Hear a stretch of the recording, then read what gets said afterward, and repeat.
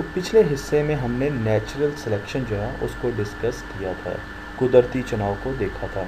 उसके साथ साथ हमने ये भी देखा था कि कुछ ऐसे जानवर हैं जो दुनिया से ख़त्म हो चुके हैं, जिस तरह के ये मैमूथ, बड़े हाथी और डायनासोर। ये दुनिया से, ये हज़ारों साल पहले दुनिया पे थे और फिर आहिस्ता आहिस्ता ये ख़त्म हो गए। तो क्या इंसान इतनी तरक्की कर ली है कि वो इनको दोबारा दुनिया में ला सके? अभी इंसान ने इस वक्त इतनी तरक्की नहीं की, इन पर एक्सपेरिमेंट्स, तजर्बे हो रहे हैं, पर अभी हम इतनी तरक्की नहीं कर सके कि इनको हम दोबारा ला सकें। इसके अलावा क्या हम ये कर सकते हैं कि हम दो मुख्तलिफ़ जानवरों को मिलाकर एक नया जानवर बना दें? मसलन जिस तरह आप ये देख सकते हैं कि उकाब और घोड़े को मिला के एक नया जानवर बना दें जो मे बी ऐसा घोड़ा हो जो उड़ सकता हो। नहीं जनाब, ऐसी तरक्की अभी तक इंसान ने नहीं की। हम इस पर बहुत ज़्यादा रिसर्च कर रहे हैं, एक्सपेरिमेंट्स कर रहे हैं, पर अभी ये मुमकिन नहीं है कि हम ऐसा काम कर सकें। तो फिर हम क्या कर सकते हैं? हम पौधों के साथ या जानवरों के साथ किस किस्म के तजर्बे कर सकते हैं जिसमें उनकी किस्म में आहिस्ता आहिस्ता वक्त के साथ साथ बेहतरी है। तो इसकी छोटी सी मैं आपको एक मिसाल देता हूँ, और वो मिसाल ये है कि बहुत सालों पहले सेब का साइज़ जो है ना बहुत छोटा होता था। सेब बड़े छोटे होते थे। तो ये दो सेब थे जो कि बहुत छोटे थे, और इनके जो दरख्त हैं उनको हम कहेंगे पेरेंट प्लांट्स हैं, यानी ये वालिदैन हैं। तो इंसान ने क्या किया कि इन दोनों के पौधों को क्रॉस कर दिया, क्रॉस करके उनसे सीड्स लिए। तो जब इनके सीड्स आए, बीज आए, तो उनको बो दिया, और जब उनको बो दिया तो उनसे फिर सेब मिले। अब वो सेब जो थे, क्योंकि ये वालिदैन थे उनके, तो वो कुछ ना कुछ इनसे मुशाबियत रखते थे। जिस तरह ये सेब जो है ये बिल्कुल वैसा ही है जैसे कि ऊपर वाले सेब हैं, पर इसका साइज़ थोड़ा सा छोटा है। ये जो सेब है इसका साइज़ अपने जो इनके पेरेंट प्लांट थे उनसे थोड़ा सा बड़ा है। ये सेब जो है इसका रंग थोड़ा सा मुख्तलिफ हो गया, पर साइज़ बिल्कुल उतना है, और ये बिल्कुल अपने वालिदैन की कॉपी है। तो हम इंसान ये चाहता था कि सेब का साइज़ बड़ा हो जाए, सेब बड़े हो जाए। तो फिर उसने क्या किया कि इनको वालिदैन बनाया, और इनको वालिदैन बनाकर उसने जो छोटे दो सेब थे उन पौधों को ख़त्म कर दिया, इनके पौधों को ख़त्म कर दिया, और बड़े सेब जो थे उनके पौधों को लिया और उनको वालिदैन बना के क्रॉस कर दिया, यानी उनसे सीड्स हासिल किए। अब जब इनसे सीड हासिल किए तो अब इनके जो आगे चाइल्ड प्लांट्स हुए उनमें इन जो उनके आगे फल थे वो कुछ तो वैसे ही थे जैसे कि ये पेरेंट प्लांट्स के फल थे, बिल्कुल वैसे ही हैं, पर कुछ छोटे भी थे, क्योंकि सारे बच्चे एक जैसे तो नहीं होते वालिदैन के। कोई बड़ा होता है, कोई छोटा होता है, किसी का रंग गोरा होता है, किसी का रंग गोरा नहीं होता है।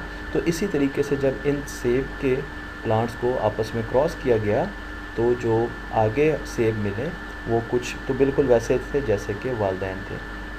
जिस तरह ये कुछ छोटे साइज़ के रह गए, कुछ का रंग बदल गया, और एक ऐसा सेब था जो अपने वालिदैन से भी बड़ा हो गया।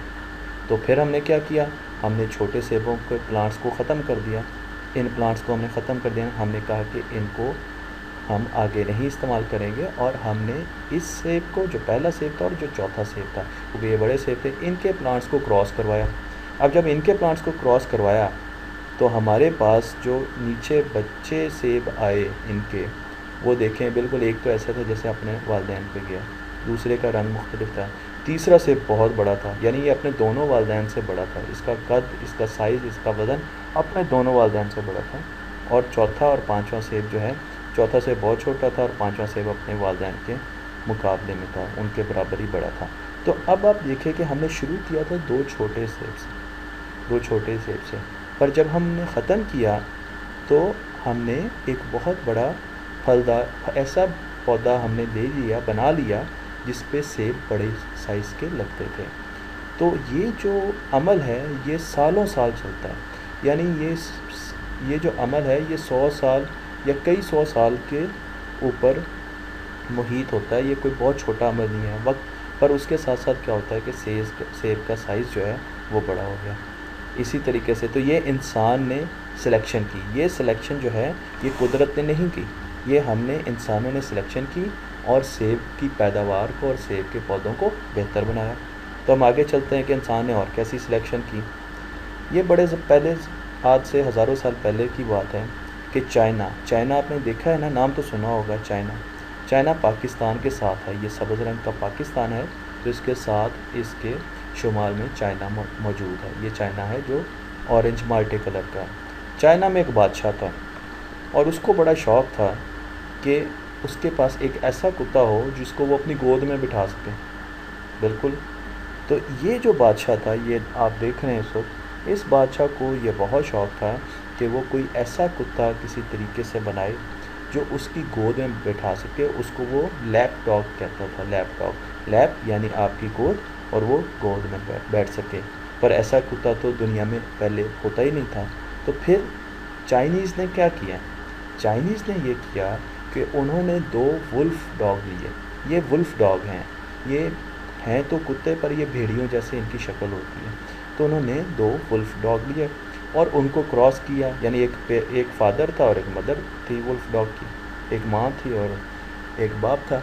तो इनको जब इन्होंने क्रॉस किया तो इनके जो बेबीज़ हुए वो इनसे मिलते जुलते थे, पर कुछ तो बिल्कुल वैसे थे। यानी ये जो बेबी था ये अपने वालिदैन पे गया था, ये बेबी थोड़ा सा छोटा रह गया, ठीक है अपने वालिदैन जैसा पर छोटा रह गया। और ये बेबी ज़रा बड़ा बन गया और ये बेबी बिल्कुल अपने वालिदैन जैसा, ये भी। अब चाइनीज़ जो एम्परर था उसको क्या चाहिए था? उसको तो ये चाहिए था कि ऐसा डॉगी जो कि गोद में बैठ सके। तो उसको छोटा कुत्ता चाहिए था, उसको बड़ा कुत्ता तो नहीं चाहिए था। तो उन्होंने क्या किया कि जो बड़े कुत्ते थे उनको ख़त्म कर दिया, उनको बाहर ले गए और ये जो छोटे कुत्ते थे इनको पेरेंट्स बना दिया, यानी इनको पेरेंट्स बना के क्रॉस कराया। अब ये पेरेंट्स बन गए। तो इनके जो बेबीज़ आए वो क्या थे? उनमें कुछ तो इन जैसे थे, जिस तरह ये वाला जो डॉगी है, ये जो डॉग है, ये बिल्कुल अपने वालिदैन की तरह था। ये ज़रा बड़ा था, पर ये देखें ये फिर और भी छोटा हो गया, ये और भी छोटा हो गया। तो फिर चाइनीज़ ने क्या किया? उन्होंने फिर जो बड़ा डॉगी था उसको ख़त्म किया और जो 2 छोटे डॉग्स थे उनको क्रॉस कराया। करते गए, क्रॉस करते रहे, जो बड़ा होता था उसको निकाल देते थे और छोटों को क्रॉस करते रहे। तो पता है एंड पे उन्होंने कैसा उनको कुत्ता मिला? ऐसा कुत्ता, छोटा सा कुत्ता मिल गया उनको, और इसको हम क्या कहते हैं? पिकन गीज़ जो है ये बहुत छोटा कुत्ता है जो अब दुनिया में आम है, पर ये सबसे पहले चाइना से आया और इसको लोग अपनी बड़े प्यार से अपनी गोद में बिठाते हैं। तो चाइनीज़ ने क्या किया कि कुत्तों की नस्ल को ऐसे आगे उनकी सिलेक्शन की और उनकी पैदावार करते रहे, सिलेक्ट करते रहे। फिर और बच्चे पैदा हुए, फिर उनमें से छोटे सिलेक्ट किए, फिर और बच्चे सेबों की मिसाल में हमने उल्टा किया था। हम जो भी सेब आते थे उसमें जो बड़े सेब वाले पौधे थे उनको रखते थे, उनको क्रॉस कराते थे, छोटों को साइड पे करते देते। पर इस मिसाल में हमने उल्टा किया, हमने छोटे कुत्तों को रखा, बड़ों को निकाल दिया और फिर उनको क्रॉस किया। फिर उनके बेबीज आए, फिर उनमें 2 छोटों को रखा सबसे, फिर उनको क्रॉस किया। करते करते करते साल बाद हमारे पास पेकिन गीज़ जो है वो आ गया और अब दुनिया में पेकिन गीज़ आम पाया जाता है। इसी तरीके से ये मुख्तलिफ़ किस्म के कुत्तों की अक़साम है। इनमें से कई कुत्ते ऐसे हैं जिनको हमने ख़ुद इंसानों ने क्रॉस ब्रीड कर के, यानी उनकी सिलेक्शन कर के उनको 2 बनाया है। और आप कई मरतबा देखेंगे तो आपको 2 मुख्तलिफ़ कुत्तों की क्वालिटी एक कुत्ते में नज़र आएगी। तो आप समझ जाइएगा कि उन दोनों मुख्तलिफ़ कुत्तों को मिला के एक कुत्ता जो है वो बनाया गया है। और कुछ कुत्ते ऐसे हैं जो नेचुरल सिलेक्शन से, यानी कुदरत ने आहिस्ता आहिस्ता दूसरे कुत्तों को ख़त्म किया और वो रह गए। तो हमारे पास कई ऐसे कुत्ते हैं, अगर आप इनको देखें तो आपको एहसास होगा कि ये 2 मुख्तलिफ़ कुत्तों को मिला के बनाए गए हैं और इनके जो ऊपर पेरेंट्स हैं वो एक ही फैमिली के कुत्ते हैं, एक ही फैमिली के हैं, पर हमने उनको क्रॉस करा के मुख्तलिफ़ शक्लें और ख़ुसूसियात दे दी। इसी तरीके से अगर हम सब्ज़ियों में और फलों में देखें तो आपको पता है कि सबसे पहले कॉर्न जो है इसको भुट्टा कहा जाता है, पंजाबी में हम इसको छल्ली कहते हैं। कॉर्न जो है वो हमारे यहाँ पर बहुत ज़्यादा आम फसल होती है। ये कॉर्न्स कहाँ से आई? साइंसदानों ने इस पर बहुत ज़्यादा काम किया कि कॉर्न्स जो हैं यानी भुट्टा या छल्ली जो है ये कहाँ से आई है, इनके वालिदैन कौन हैं। और इस पर रिसर्च करने वाले को नोबेल प्राइज़ भी मिला है। तो सबसे पहले पता चला कि कौन आज से हज़ारों साल पहले मेक्सिको सिटी है, ये अमेरिका के बिल्कुल नीचे है। ये ऊपर अमेरिका है और इसके नीचे ये एक मुल्क है मेक्सिको। तो मेक्सिको से कौन सबसे पहले जो है वो मिले। अगर आपने कौन की शक्ल नहीं देखी तो ये कौन है, छल्ली जिसको कहते हैं या भुट्टा कहते हैं। तो भुट्टा जो है ये मेक्सिको में एक ख़ास किस्म का घास होता था। इसको क्या कहते थे, इसको कहते थे टियोसेंटे। टियोसेंटे जो है ये ख़ास किस्म का घास है, ये किसी किस्म का से भी ये छल्ली से या भुट्टे से मिलता नहीं है। तो इससे आहिस्ता आहिस्ता आहिस्ता इसके बच्चों को क्रॉस करा के फिर उनके बच्चों को क्रॉस फिर उनके बच्चों को क्रॉस करा करा के हमने क्या बनाया इंसानों ने, हमने ये कॉर्न बनाई। तो ये कॉर्न जो है ये यहाँ से टियोसेंटे से हमें मिली। अगर आप देखें तो ये एक टियोसेंटे है, ये एक घास का एक छोटा सा एक हिस्सा है। इसको जब हमने फर्दर क्रॉस कराया तो इसको 500 पौधों को जब क्रॉस कराया तो फिर हमें एक छोटी सी टियोसेंटे मिले जो छल्ली नुमा थी। और फिर हमने उसको क्रॉस कराते कराते कराते और हम आजकल इस तरह की भुट्टे, इस तरह की छलियाँ जो हैं कॉर्न्स देख रहे होते हैं। इसको मेज़ भी कहते हैं, इंग्लिश में मेज़ भी कहते हैं, कॉर्न्स भी कहते हैं। और ये मेक्सिको से शुरुआत हुई इसकी। तो इसमें भी हमने जो सिलेक्शन है, इंसानों ने सिलेक्शन की और फिर उनको क्रॉस कराया, फिर उनके बच्चे हुए, फिर उनमें से जो बड़े फल थे उनको उठा लिया, उन पौधों को उनकी सिलेक्शन की, फिर उनको क्रॉस कराया, फिर छोटे पौधों को निकाल दिया, फिर आगे। और इसमें एक और बड़ी मज़े की बात यह है कि कुछ ऐसे ये जो हमारे पास घास, ये जो हमने कहा था कि हमारे पास टियोसेंटे है, कुछ ऐसे टियोसेंटे हैं जो अंदर से लाल रंग के होते हैं, लाल रंग के इनके दाने होते हैं। तो उस वजह से हमें कई जगह पर छलियों में रेड कलर भी नज़र आया, ये रेड कलर। और ये बहुत सख्त होते हैं, ये खाना आसान काम नहीं होता। तो अब इंसान ने सोचा कि क्यों ना ये जो दाने हों ये पीले रंग के हों, क्योंकि ये नरम होते हैं और ये आराम से ये छलियाँ जो हैं, ये भुट्टे जो हैं, ये पकाए भी जा सकते हैं और खाए भी जा सकते हैं। तो हमें तो हर तरह के फल मिल रहे थे, हमें ये भी मिल रहे थे, ये भी मिल रहे थे।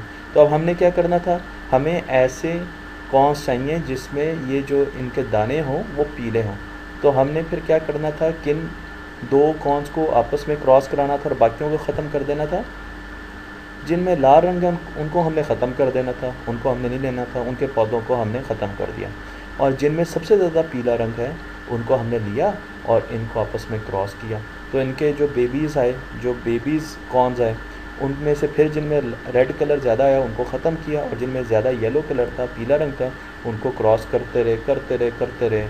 ये दाने लाल कम होते गए होते गए होते गए और आखिरकार हमें ऐसे कॉर्न ज़बरदस्त किस्म के, इनको देख के तो मेरे मुंह में पानी आ रहा है, इतने ज़बरदस्त किस्म के कॉर्न्स जो है ना वो मिले हैं। तो यहाँ पर भी हमने सिलेक्शन की, ये नेचुरल सिलेक्शन नहीं थी बल्कि ये इंसानों ने सिलेक्शन कर करके एक ख़ास किस्म की कॉर्न्स जो है कॉर्न्स वो बनाई।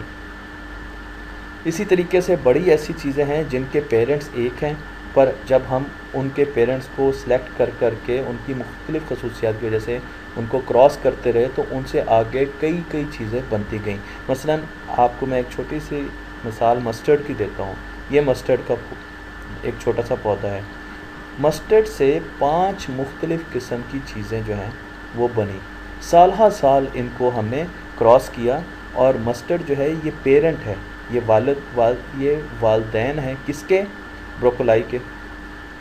ब्रोकोली जो है वो हम गोभी को कहते हैं, ठीक है, ये इसके पेरेंट्स हैं। फिर कैबेज के, जो बंद गोभी है, ये भी ये पेरेंट्स हैं, मस्टर्ड पेरेंट्स हैं कैबेज के।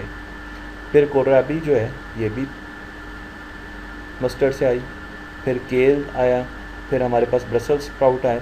तो ये जितने भी चीज़ें थी जिनमें सब्जियां हैं, जिसमें प्लांट्स हैं, जिसमें खाने वाली चीज़ें हैं, ये एक ही पौधे से बनी हैं। और इन पौधों के बच्चों को हमने क्रॉस करा करा के, सिलेक्ट करके क्रॉस करा के, सिलेक्शन करके क्रॉस करा के, तो हमने मुख्तलिफ़ किस्म की चीज़ें बनाई हैं। इसी तरीके से हम बहुत सारी ऐसी मिसालें दे सकते हैं जिसमें वालदैन एक पेरेंट हैं पर नीचे बहुत ज़्यादा मुख्तलिफ़ किस्म की वैरायटी है, जानवरों की भी और सब्जियों की भी और फलों की भी और इस तरह के मुख्तलिफ़ लिविंग थिंग्स की। तो यहाँ पर हमारा ये टॉपिक जो है सिलेक्शन का वो ख़त्म हो गया।